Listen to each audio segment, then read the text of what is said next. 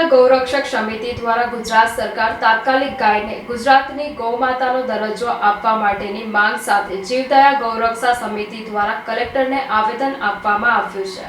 ગુજરાત સરકાર ગૌવંશ માટે કાયદા કડક બનાવ્યા છે, પરંતુ તેનો અમલ કડકપણે થતો ન હોવાથી ગાય માતાની કત્લેઆમ કતલો થાય છે અને ગૌમાંસનો ખુલ્લેઆમ ધંધો ચાલે છે। તેમ છતાં ધર્મ, સંસ્કૃતિ અને રાષ્ટ્રપ્રેમની વાતો કરતા નેતાઓ અને સરકાર આલા નેતાઓ કેમ ચૂપ બેસી રહ્યા છે તેવો એક સવાલ ઉઠી રહ્યા છે। હિન્દુ શાસ્ત્રમાં ગાયને માતા કહેવામાં આવી છે। ગાયમાં 33 કરોડ દેવી દેવતાઓ વસતા હોવાનું સંત સમાજ, સાધુ સમાજ તથા ધર્મશાસ્ત્રોમાં પણ વર્ણવવામાં જો મહારાષ્ટ્રમાં ગાયને ગાય માતાનો દરજ્જો આપવામાં આવતો હોય તો ગુજરાત સરકારને ગાયને ગાય માતાનો દરજ્જો આપવામાં કયું રાજકારણ નડી રહ્યું છે તેવા પ્રશ્નો સાથે ચર્ચાનો વિષય બન્યો છે। ત્યારે આ સંજોગોમાં જીવદયા ગૌરક્ષક સમિતિ દ્વારા આજે ગુજરાત સરકારને ગાયને ગુજરાતની ગાય માતાનો દરજ્જો આપવાની માંગ સાથે કલેક્ટરને આવેદન આપવામાં આવ્યું હતું।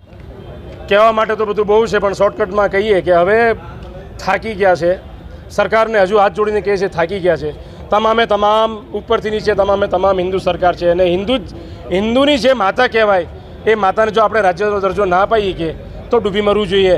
સરકારથી રહીને અમારાથી બધા હિન્દુ ભાઈઓ ડૂબી મરવું જોઈએ આંદોલન થવાનું કે જે ગુજરાતમાં તમામે તમામ ધારાસભ્ય, તમામે તમામ સાંસદ, અમે પણ પોતે ભારતીય જનતા પાર્ટીના નિષ્ઠાવાન કાર્યકર્તા છે।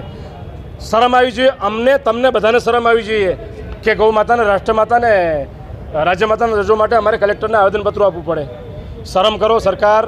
જો થોડું આપણામાં હોય તો હવે ગૌ માતાને રાજ્ય માતાનો દરજ્જો આજ નહીં કાલ વહેલા વહેલો જાહેર કરો, જેથી કરીને આ ભડવાઓ ગૌ માતાને કાપતા બચે। આ કાલનો વિડીયો છે, રાજકોટનો વિડીયો છે, રાજકોટનો તાજો। આ ભડવાઓ અમદાવાદમાં કયા કયા ભડવાને કેટલી ગાયો કાપવા માટે આપી છે અને ક્યાં ક્યાં અમદાવાદમાં, રાજકોટમાં કતલખાના છે જાહેર કરે છે, જાહેર। શરમ આવી જોઈએ આપણને કે આપણા ગુજરાતમાં ગૌ માતા કપાય છે। મારા હિન્દુ ભાઈઓ, નીકળો બહાર, નીકળો બહાર। થોડું તમારામાં, મારામાં, બધામાં શરમ આવી જોઈએ કે આપણા આવા હિન્દુઓ હોવા છતાંય ગૌ માતાના કતલ થાય છે। એટલે વહેલી તકે સરકાર રાજ્ય માતા જાહેર કરો। આની માટે અમારે રોડ પર ઉતરી ઉગ્ર આંદોલન ના કરવું પડે। તમે હિન્દુ છો, અમે હિન્દુ છે, સમજો। જય શ્રી રામ।